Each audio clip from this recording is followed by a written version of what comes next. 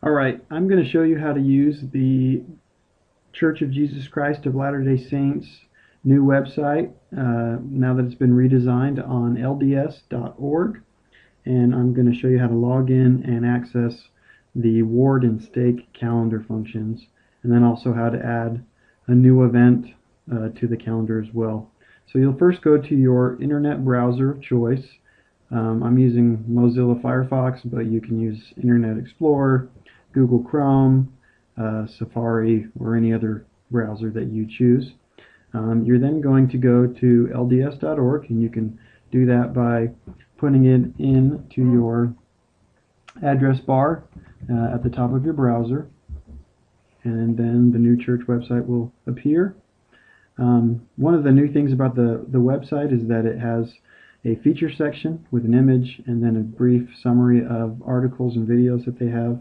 And then if you notice, as you scroll down, they'll have the latest features, and on the left they'll have links to different resources like scriptures, as well as the newsroom, which has information regarding current news in the church. And then there's a number of specific links as well as related sites in the left. On the right, we have upcoming events for the church and individual articles. Most of these have come from either the recent Ensign or General Conference. If you'll notice, the design of the new website is focused on the message of the prophets and following the prophets, and that's one of the reasons why it was designed this way, is to focus the user, most importantly, on the fact that we have prophets and apostles today, and this is the messages that they're sharing. But to get to the calendar, you're first going to sign in, and you can do that by going to the top right corner and just clicking on the words sign in. And the sign in screen will appear. If you have an LDS account already, you'll need to put your secure username and password into these two areas here, and then you'll just click sign in. If you don't have an LDS account, you'll just go to register for LDS account, and they'll give you instructions on how to do that. So I'm going to click sign in since I have an account, and once I get signed in, I'll have a customized setup now. It's got my full name, and then when I click on tools, it has specific tools based on my callings in the church and anything that I've set up from the past. But I'm going to go to Tools and Calendar. So you click on the Tools menu, and the drop down will pop down, and you can also access directories, maps, and a study notebook as well. Those are some of the features that you have, but I'm going to click on Calendar, and the calendar will load. And what you're going to see is that you have access to your ward and state calendar, all right here in your browser. And if you look, this is March 2011.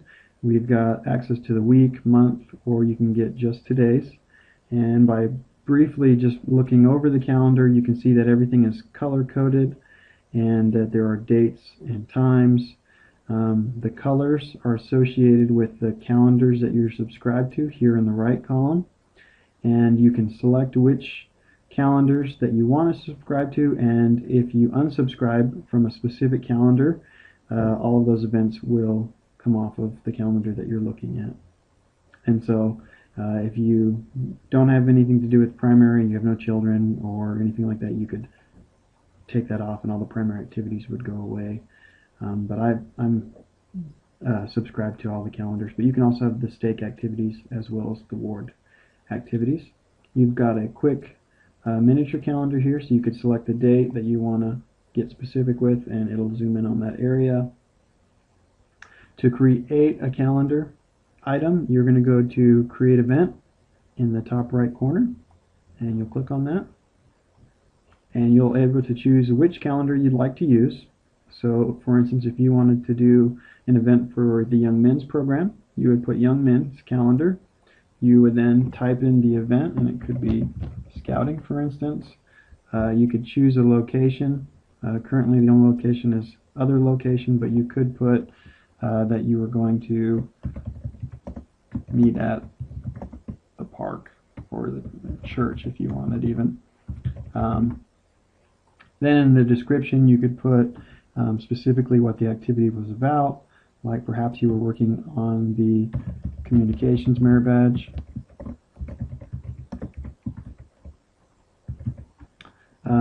Then you'll select the date and the time. When you click on the date section, you have a nice calendar feature that comes up, so you can select when it will be, and if it was March 23rd, you could just click on the date and then select the time, and we'll do 7 o'clock, and it automatically adds the end at 8 o'clock.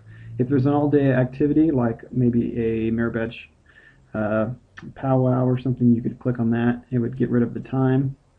And if it repeated and you were doing a scouting program and maybe you got rid of the specific merit badge, but perhaps you did scouting every other week, you could click on repeats and a new toolbar will show up, and it'll allow you to choose when and how often it repeats.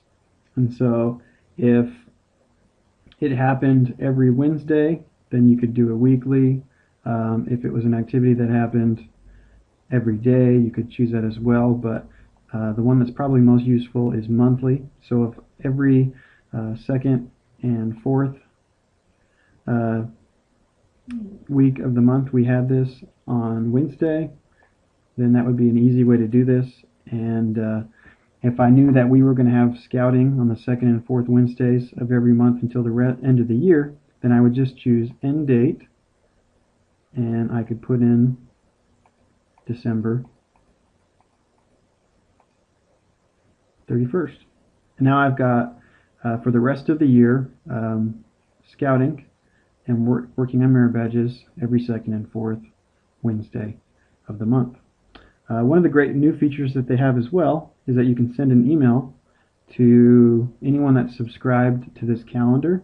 So if parents are subscribed to the Young Men's calendar or the Young Men's themselves, you can click on send an email about this event, and you can either send it right away, right when you schedule it by selecting now, or you can choose later, which will allow you to set up how many days before the event.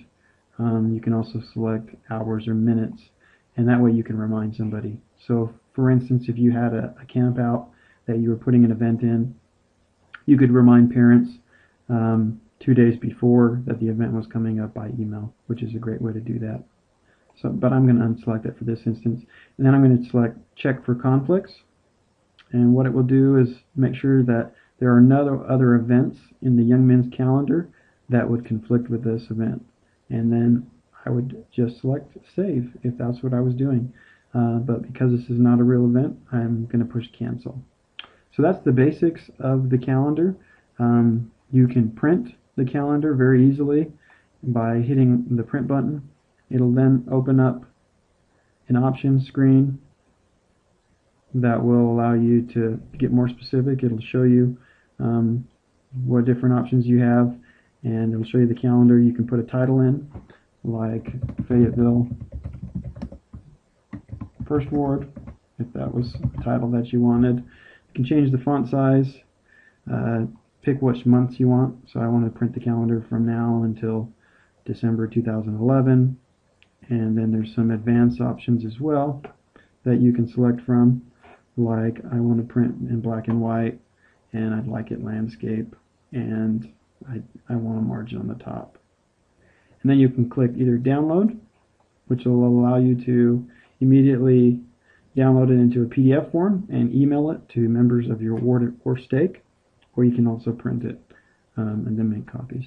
So these are some of the easy ways to print the calendar, and in just kind of a brief summary, this is the LDS.org calendar feature for the ward and stake calendars, and it's just an easy way to access them and update your events if you're in the ward leadership or stake leadership, and then access the details if you're a parent or a participant in a different event. So hopefully this helped.